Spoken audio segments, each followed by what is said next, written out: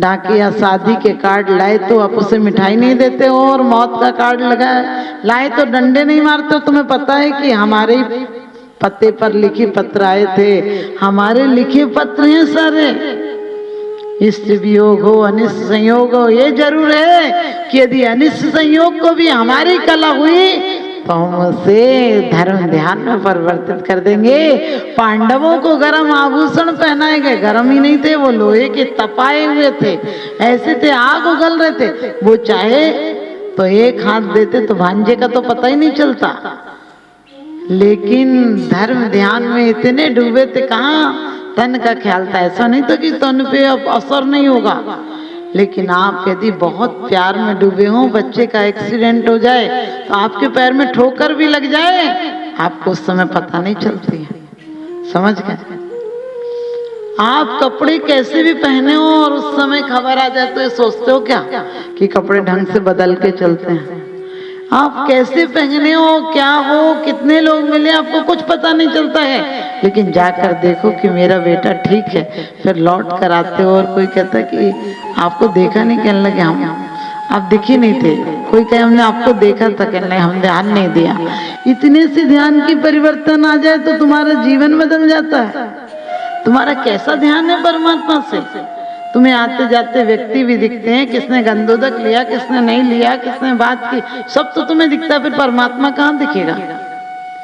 एक बार प्रवचन चल रहा था, एक व्यक्ति पीछे बार बार देख रहा था, हमने कहा क्यों देख रहे हो पीछे, बोले नई चप्पलें पहन के आए हैं। आप सोचो ये चप्पलें दिख रही है कि परमात्मा दिख रहा है। ऐसे ही हमारी हालत इससे बदतर है, हमें मंदिर में आकर ये सब दिखता है क्योंकि देखने का नजरिया हमारा ऐसा है। एक व्यक्ति गांव का आदमी था, उसने कभी देखा नहीं था, कुछ बिक रहा था, उसने कहा क्या बिक रहा है, तो कहने लगे है ना बिक रहा। बोले क्या होता है इसमें, बोले तुम्हारी शक्ल दिखेगी। तो वो अब गांव का आदमी था, काम ज्यादा था, उसने कहा अच्छी चीजें कभी कभी देख लिया करूंगा। उसने घर पे आकर ऊपर अलमारी पे रख दिया। गांव का घर था तो ऐसे अलमारी तो होती नहीं, टाड़ माड़ से बंधे होते हैं, और आपको पता है कुछ छुपा के रखो तो पत्नी की नजर जरूर पहुंच जाती है, कितना भी छुपाओ वो देख ही लेती है। पत्नी ने देख लिया ये क्या रख रहा, अब उससे पूछा तो कुछ नहीं, कहने लगे देखूंगी, छुपा के ऊपर रख रहा है। दूसरे दिन नसेनी पे चढ़ी, और वो भी गांव की थी, उसने भी कभी नहीं देखा था, चढ़कर देखा, कहने लगे अच्छा इस औरत को देखता है। अब उसने भी कभी नहीं देखा था, कहने लगी इस औरत को देखता है, खूब गालियां बकी। सास कहने लगी मेरे लड़के को काहे को गाली बक रही, कहने लगे बोलना नहीं, बिल्कुल एक शब्द मत बोलना, मुझे पता चला कि किसकी तस्वीर लाके ऊपर छुपा के रखी है। अब सास ने कहा कि दिखाना, बोले बिल्कुल नहीं दिखाऊंगी। सास भी बहू काम को गई, सास ने चढ़ के देखी, कहने लगी कितनी बेकार बहू है, इस बुढ़िया को देखता है फिर भी गाली बक। ससुर को कहा कि अरे बहू को तो कुछ पागलपन हो गया है, वो एक बुढ़िया को देखता है तब भी उसको बड़ी दिक्कत होती है। बाप ने कहा मैं देखता हूँ कौन सी बुढ़िया को देखता है। अब बाप ने खुद ही की शक्ल कभी नहीं देखी थी तो बाप को क्या पता। कहने लगे अरे तू गलत बोल रही थी, बुढ़िया नहीं होता, एक बुढ़ा दिखता उसमें। आप समझ गए, घर में झगड़े का मौका था, एक आदमी आया और कहने लगा ये दर्पण है, इसके अंदर कुछ नहीं रहता है, तो जो आए उसको दिखाता है। हमारे यहाँ भी यही कहा है रत्नगंध श्रावकाचार में कि आपका दर्पण की भांति ज्ञान है, आप जो आता है आलोकित करते हैं, आप विचलित नहीं होते हो। हम जैन जिनेंद्र देव के भक्त हैं, हमारा कैसा ज्ञान है, हम सारा कबाड़ इकट्ठा करते हैं। मैंने आपसे शुरू में कहा था 70% शक्ति शुभ की मिली है। शरीर से शुभ करो, मन से शुभ चिंतन करो, वाणी से शुभ बोलो, और स्मृति, क्योंकि अकेले नमस्कृति से काम नहीं होता है, अकेले संस्कृति से काम नहीं होता है, अकेले स्मृति से काम नहीं होता है। स्मृति यानी यादों में हमारे परमात्मा के गुण रहे। मैं परमात्मा की बात नहीं करती हूँ, ये तो आप लोग लाए थे, आपकी प्रतिष्ठा के पहले बेचारे परमात्मा नहीं थे, तुम्हारी कृपा रही ने परमात्मा बना दिया। अब इनकी कृपा हो कि तुम में परमात्मा बन जाओ, इनकी कृपा हो, इसका मतलब हमारी खुद लक्ष्य रहे कि परमात्मा तुम्हारी प्रतिमा के नहीं, तुम्हारी प्रतिभा के भी दर्शन करके इसी भव में मैं मोक्ष महल का बीजारोपण करके जाऊंगा। पीड़े चिंतन में सिर दर्द हो जाए, कभी विचार करके देखना, सिर दर्द हो पैर दर्द हो उतनी में हो रहा है, जिस दिन आप ये विचार करेंगे कि इतनी सी जगह दर्द है, बाकी तो स्वस्थ हूं, धीरे धीरे तुम पूर्ण स्वस्थ हो जाओगे। हमारी अंग्रेजी दवाइयां हमें स्वस्थ नहीं करती हैं। विज्ञान कहता है कि जो मस्तिष्क से सूचनाएं दे रहा था बीमारी की, क्योंकि सारी नसें तो माइंड से कनेक्ट है, वो सिर्फ उसको शून्य कर देती हैं, बेहोश कर देती हैं। इसलिए कोशिश करना जीवन में शुभ परमाणुओं को लाओ, शुभ विचारों की धारा बहे तुम्हारे अंदर, क्योंकि जब भी हमारे शरीर में सिर्फ खून नहीं बहता है, हमारे शरीर में प्राण वायु भी बहती है। और जब हम चिंता में होते हैं, शोक में होते हैं, तो हमारी नसें खिंचाव को प्राप्त होती हैं और वो प्राण वायु कहीं ना कहीं रुक जाती है और वो हमारी बीमारियों का रूप ले लेती है। असाता का उदय भी आता है, लेकिन फिर भी हम चाहें तो उन्हें शुभ भावनाओं की धारा से सकारात्मक, आपको पता है नाली साफ हो तो कचरा पानी फटाफट बह जाता है, और इसमें रुकावट हो तो कोई और रुकावट होती जाती है। इसीलिए हमारी किसी की बात, किसी की चिंताएं हमारे शरीर में प्रवेश नहीं कर पाए, और प्रवेश कर पाए तो रुक नहीं पाए, हमारे चिंतन से तत्काल समाप्त हो जाए। यदि किसी ने हमारी निंदा की है तो सोचो उसका पाप का उदय था, हम उसको मालिक क्यों बना देंगे? वो मेरा रिमोट है क्या उसके हाथ में कि वो चाहे मुझे क्रोधित कर दे? वो प्रयास कर सकता है, लेकिन मैं मालिक हूं अपना। वो मुझे दो चार शब्द बुरे भले तो कहेगा, कहने दो, एक पागल हो तो हम पागल थोड़ी हो जाएंगे। आप ध्यान रखना, इतनी शक्ति जिस दिन आ जाएगी कि वो मेरे घर में कांटे फेंक सकता है, मैं कांटे से अपना कांटा भी निकाल सकता हूँ, जरूरी नहीं उसका कांटा मुझे परेशान कर दे। तो उस दिन हमारा जीवन सुंदर हो जाएगा। पीड़ा चिंतन निदान बंद नहीं करना। आप लोग कई बार कहते हैं कि हमें तो ये चीज मिल जाए। अरे तुम्हारे पास करोड़ रुपए हैं तो तुम्हें 10 लाख की चीज जो चाहे कोई दे देगा, लेकिन तुम 10 लाख में क्यों संतुष्टित होते हो? तुम छोटी चीज में क्यों संतोष कर लेते हो? क्योंकि तुम्हारी जो शुभ भावनाएं हैं तुम्हें स्वर्ग नहीं मोक्ष तक दिला देंगी।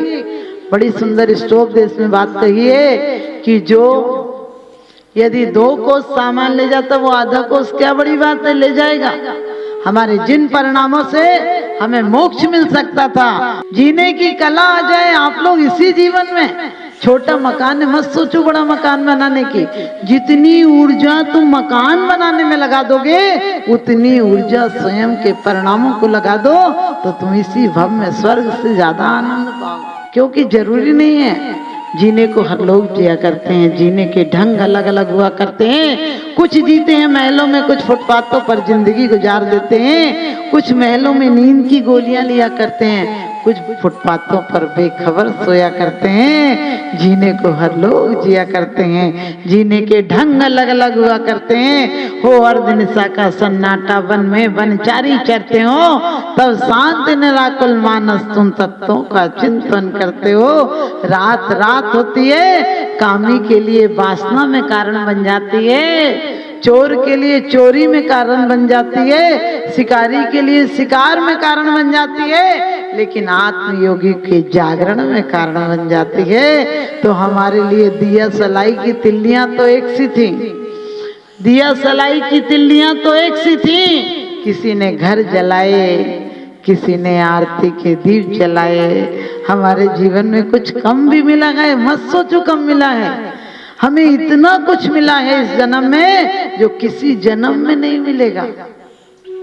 ध्यान रखना आप लोग, हर कोई माता जी बस एक इच्छा है, क्या इच्छा करोगे? एक दिन इतनी बेइज्जती से पूरी पंचायत आएगी तुम्हें निकालने को, उसी कोटि से जिसके तुमने मंगल प्रवेश पे सबको बुलाया था।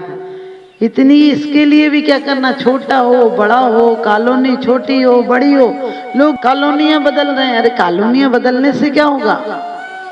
मकान बदल लो, गाड़ियां बदल लो, साड़ियां बदल लो, बाड़ियां बदल लो, लाड़ियां बदल लो।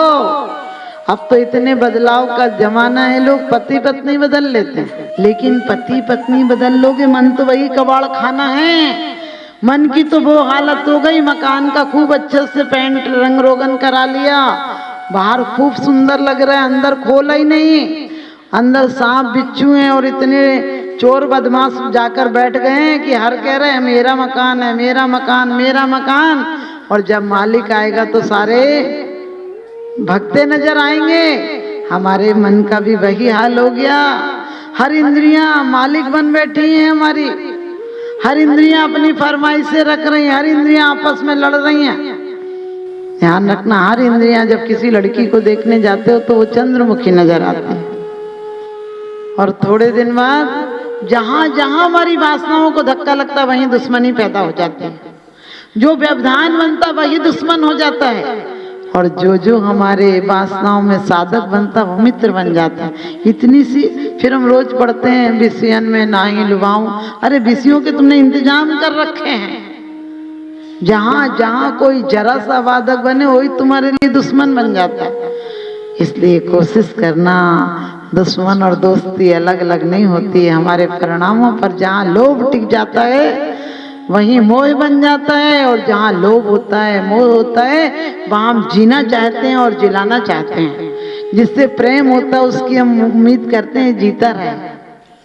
प्रेम में हम भी जीना चाहते हैं, दुश्मनी में दूसरों को मारना चाहते हैं, दुश्मन को भी मारना चाहते हैं। लेकिन हम इस अनिष्ट की कल्पना से ऊपर उठेंगे, साम्य भाव लाएंगे और इस जीवन में रहते हुए स्वर्ग बनाएंगे। लोग कहते हैं हमने इतनी द्रव्य चढ़ाई, उनकी चढ़ी हुई थी द्रव्य। तुमने क्या चढ़ाई?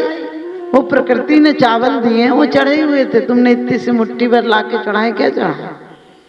अरे तेरा तुझको अर्पण क्या लागे मेरा। वो बेहिसाब सांसें देता है, वो बेहिसाब सांसें देता है, तो उसका नाम तक गिन गिन कर लेता है।